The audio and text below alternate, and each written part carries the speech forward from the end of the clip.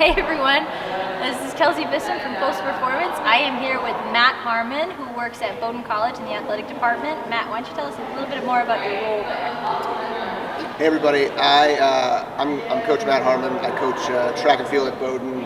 I coach the throws and the multi-events, and I work with strength and conditioning with all of the athletes on the cross country and track and field team. So one thing that we wanted to really dive into was what's one thing that you could, or one piece of advice that you could give high schoolers looking to play a sport in college? What's something that you could tell them? Yeah, if you're interested or you think you're interested in playing a sport in college, first of all, figure out do you really love that sport? Whether you're Division 1, 2, or 3 is a lot of time commitment, plus college academics.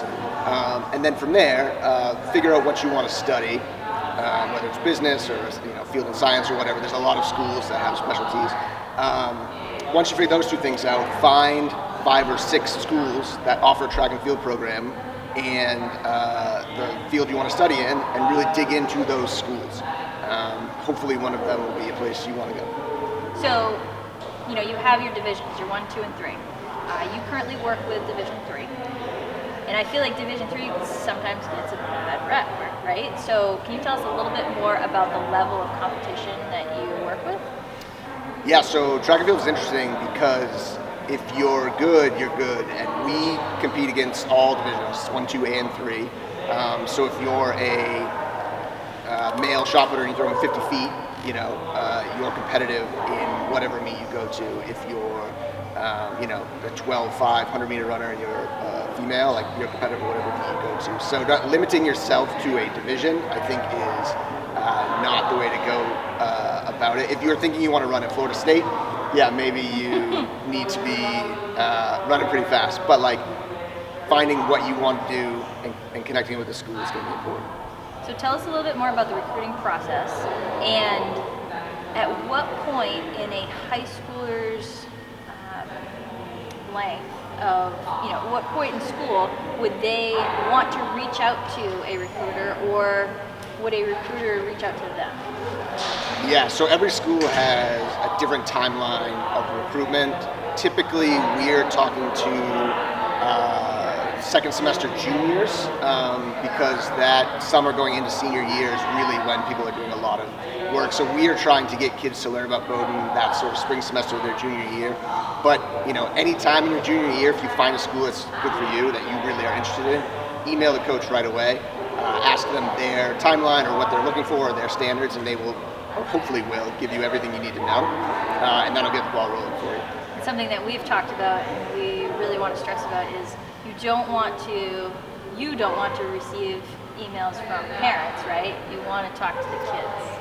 Yeah, absolutely. Parents are an important part of this process, but it's your search as an athlete, what you're looking for in a school. So if your parents sending the first email, your parents answering your questions, that's kind of a red flag. I do want to hear from your parents sometimes, but I want to get to know you. I want to get to know your academic search, your athletic search, what you like, what you're interested in, and see if you fit the squad.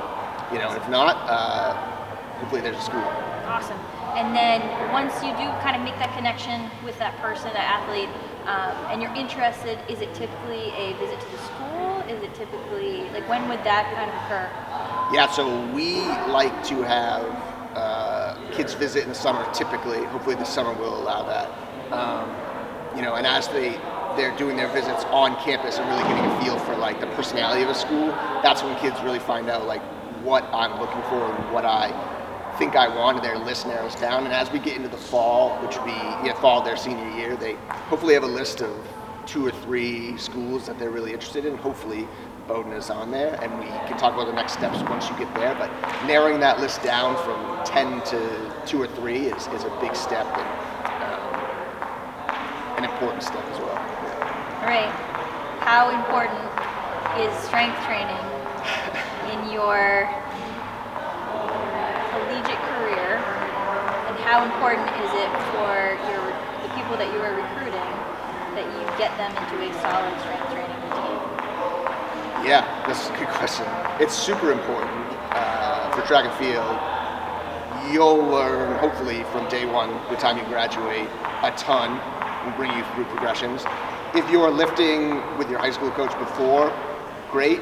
If you're lifting in a private facility, great. I like to see kids who are doing something, even if that means like I knock out 50 push-ups and 50 pull-ups every day. Like, good, that's better than nothing.